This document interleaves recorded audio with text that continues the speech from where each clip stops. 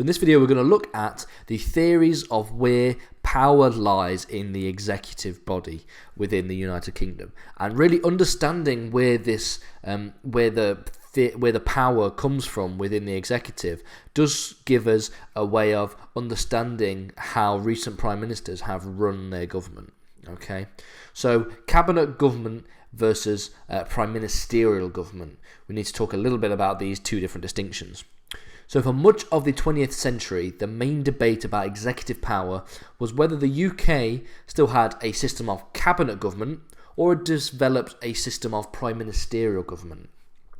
And a cabinet government is simply a system of government in which the executive power is vested in a cabinet whose members exercise what's known as collective responsibility rather than a single office. Now, we're going to talk a little bit about collective responsibility in another video, in a video on the government ministers in a lot more detail. But for now, just know that it's part of the sort of theory of cabinet government.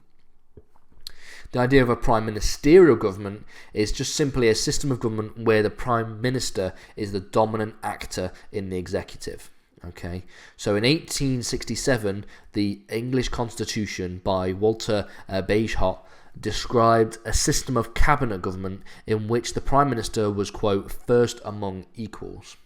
So he sort of merged these two ideas together. He looked at the idea of a cabinet system, but also thought the idea that the prime minister is still the sort of head of government, but within a cabinet system. So sort of linking the two ideas together, and so came up with the phrase first among equals.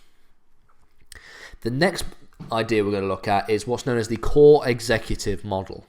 And the term core executive covers those organisations and actors that coordinate the central government activity. So this includes the Prime Minister and his or her advisors. Okay, and the core executive, this is the heart of government, made up of those who coordinate the central government. And this model, the core executive model, argues that the debate on whether the UK has either prime ministerial or government or a cabinet government is actually flawed.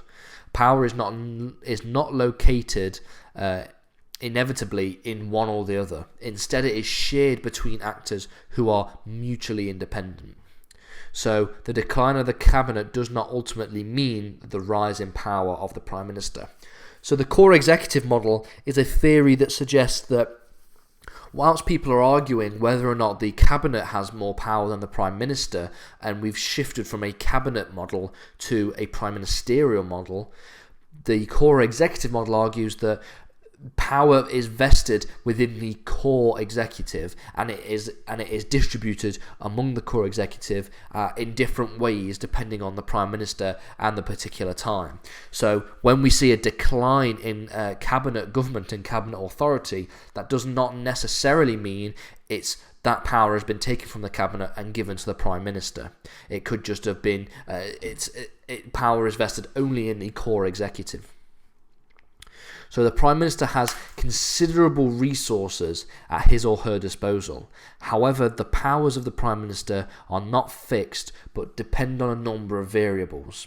These factors include external factors adopted by the PM, and so that the core executive model recognises that resources available to the Prime Minister have increased in recent years. The Prime Minister's office has been strengthened, for example, and Prime Minister's media profile has increased. Okay, so the core executive model does recognise the almost growth in changes of the Prime Minister. However, this still doesn't necessarily mean that we're seeing a decline in cabinet and cabinet government system. There's also the theory that really is almost the polar opposite of the core executive model, which is the prime ministerial predominance. Okay, and the system of prime ministerial predominance was first discussed by political thinker Richard Heffernan. Okay, this model entails that the prime minister is the predominant figure in the core executive. However, this view suggests that the Prime Minister has predominance, but he or she doesn't have a monopoly on power within the core executive, a monopoly being or having all the power within a core executive. So for this reason, the Prime Minister leads but does not command the executive, and rather directs rather than controls its policy agenda. So this is a way of explaining how the Prime Minister is seen as the most powerful within the core executive. So the explanation is the reason why is because they direct and lead rather than command or control. Okay, so that's really the difference between the core executive and the prime ministerial predominance theory. The most recent theory, almost, is the idea of the British presidency theory. Okay, so Michael Foley argued that the office of Prime Minister has become more, quote, presidential. Okay, and this is known as the presidentialization of the office of Prime Minister. And for it to be a valid argument that the Prime Minister has become, the office of the Prime Minister has become more presidentialised, you'd have to have three main requirements. And that is personalised leadership. So the Prime Minister is expected to be the dominant political personality who stamps his or her imprint on the government and imposes a personal vision, almost. They must have public outreach, so political leaders have become more public commodities, okay? So the political and media spotlight falls on the Prime Minister to far greater extent than any other minister, okay? And also spatial leadership. A sense of distance has been created between the Prime Minister and his or her government and party. The Prime Minister relies more on their inner circle.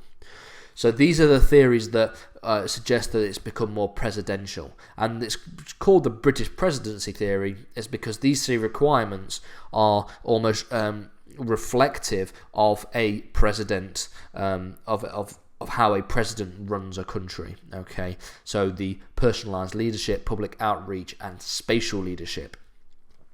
So really there are a lot of arguments going on in regard to where power lies within the executive. We've got the core model, the prime ministerial predominance model, and then the British presidency theory. Okay, and these are new ways of just trying to explain how power lies within the government and the executive, rather than suggesting the old binary argument of prime minister versus cabinet.